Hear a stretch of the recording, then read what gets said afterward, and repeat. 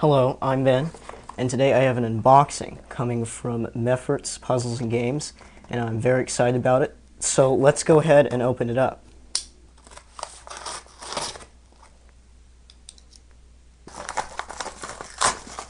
And so, what do we have? We have the new Master Pyraminx.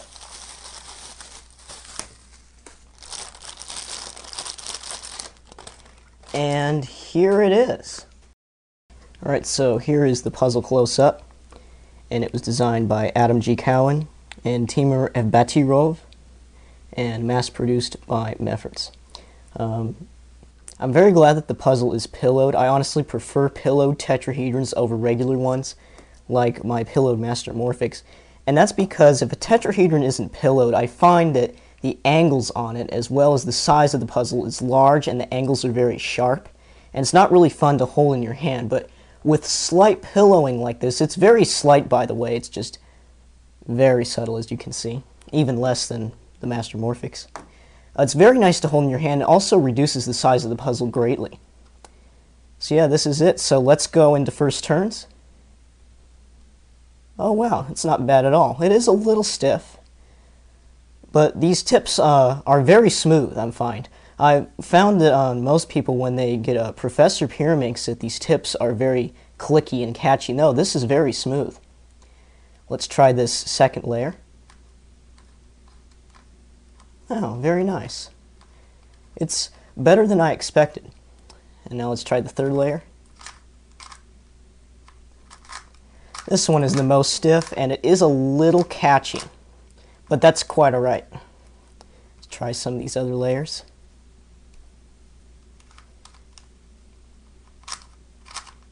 This one is even more stiff.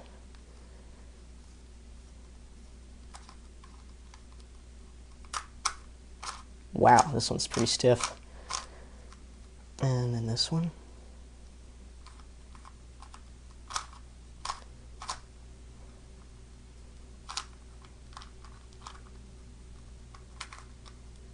So yeah, this is a really nice puzzle. It seems to be turning pretty good. I can tell that it is a little bit stiff, but I can tell it's going to be a very good puzzle once it's properly lubricated. I have Lubix as my lubricant, and it's actually a really nice lubricant for puzzles, and I often use it a lot, especially on my speed cube Zanchis and things like that, even though I'm not really that much of a speed cuber. And once I tension it and so on, you know, and also breaking in is a factor as well. Alright, so what I'm going to do is I'm going to go away and I'm going to play with this puzzle for a while, lubricate it, tension it, and break it in, do a few solves with it, and then come back to you and give you my review on this puzzle. Okay, so I've had this puzzle for around 2 days now, and now I'd like to give my full review on the new Meffert's Master Pyraminx. Now, this puzzle is a Master Pyraminx because it is 1, 2, 3, 4 layers deep, where the normal Pyraminx is 3 layers deep. Sort of the comparison between a 3x3 cube and a 4x4 cube. You can see 3x3 is only 3 layers, just like a Pyraminx, but the 4x4 is 4 layers.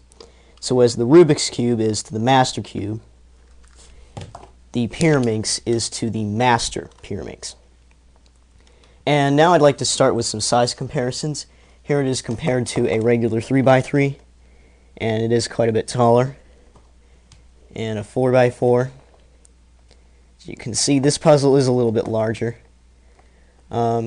It's maybe the same size as a 6x6, Shangshao 6x6. It probably is a little bit bigger and then the regular Pyraminx as well. Now, the turning of this puzzle is very nice. If you saw in the unboxing video, in the beginning of this video, you saw that it was a little stiff and that I had trouble turning it. Now, it's very nice, and that's because I actually lubricated this puzzle with Lubix, and it's a very good turning puzzle now. And as far as corner cutting though goes, it isn't really that good at it. As you can see, have it off a little, and it is difficult to corner cut. It wasn't really meant to be made for corner cutting. It's not easy to, and reverse corner cutting, it's impossible. You can't do it. As far as a second layer corner cutting goes, yeah, it's not really, it isn't made to corner cut, okay, let's put it that way. It does corner cut a little bit and it handles slight misalignments, but it really isn't meant to be a corner cutting puzzle. And so yeah.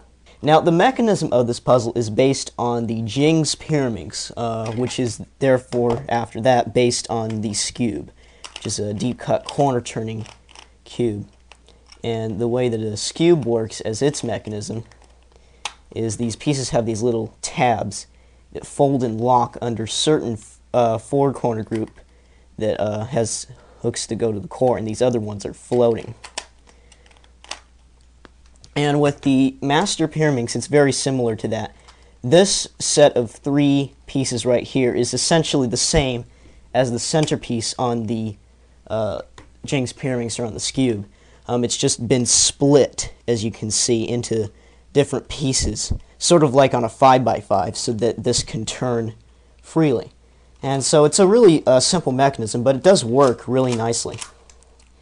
And as far as tensionability goes, it really isn't tensionable. I disassembled the puzzle, and if you want to know how to disassemble it, by the way, you just turn it about 30 degrees like that, 60 degrees, excuse me, like this, and then just pull these parts up. And you do that for all 4 of these face-turning layers, and then the puzzle will come apart.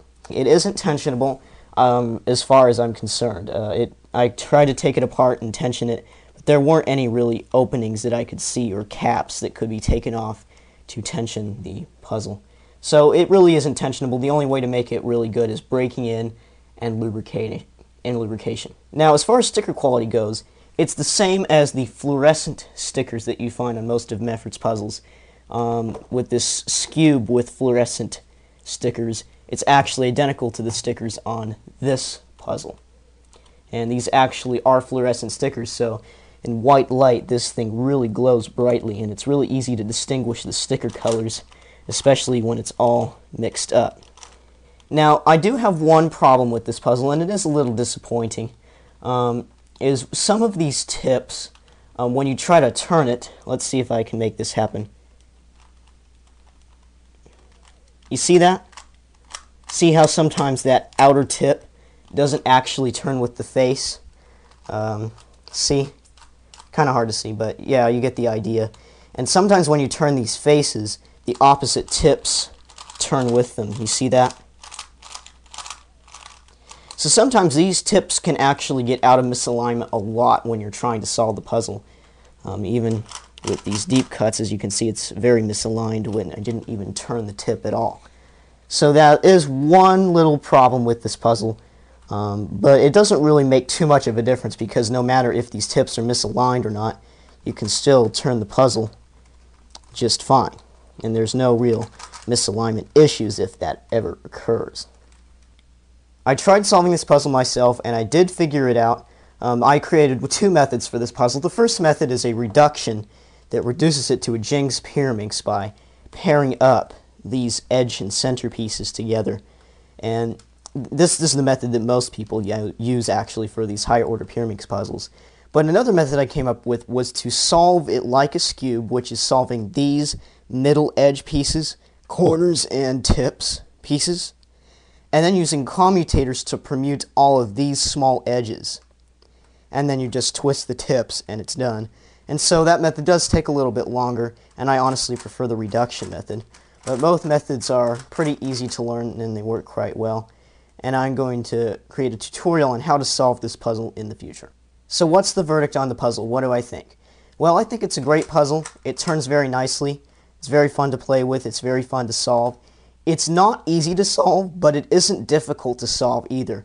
In the difficulty rating of this puzzle, I would honestly, from a 1 to a 6, I would give it about a 3, medium. This is a exactly medium difficulty puzzle. If you know how to solve a 5x5 and a Skube, a Jing's Pyraminx, and a regular Pyraminx and puzzles like that, I would grade it even less, even a 2. This puzzle isn't that hard to figure out if you already know how to solve those. But if you're just learning how to solve this puzzle where you have no previous knowledge, I'd give it a 3, like I said. So yeah, this puzzle, because of the difficulty, I like solving it. The Pyraminx, in my opinion, is way too easy for me to solve, and it gets boring, to be honest. This puzzle, it's not boring. It's not easy and it's not difficult, but the difficulty of the puzzle makes it fun, and that's what I really like about this cube, probably my favorite thing that I like. So would I recommend this puzzle to an average cuber? Well, it depends. If you're just starting out with 3x3 and you don't really have any other puzzles, I wouldn't get this yet. I'd go into Pyraminx and 4x4 and 5x5 and maybe even Jinx, Pyraminx, and Scube and those kinds of puzzles. Then I would consider getting this. But if you have all of those and you want a new puzzle for your collection, this is a great puzzle to get. It's very good turning, it's fun to play with, and you won't be disappointed with it. So anyway, that's my review on the new Meffert's Master Pyraminx. I hope you enjoyed my video, and thanks for watching.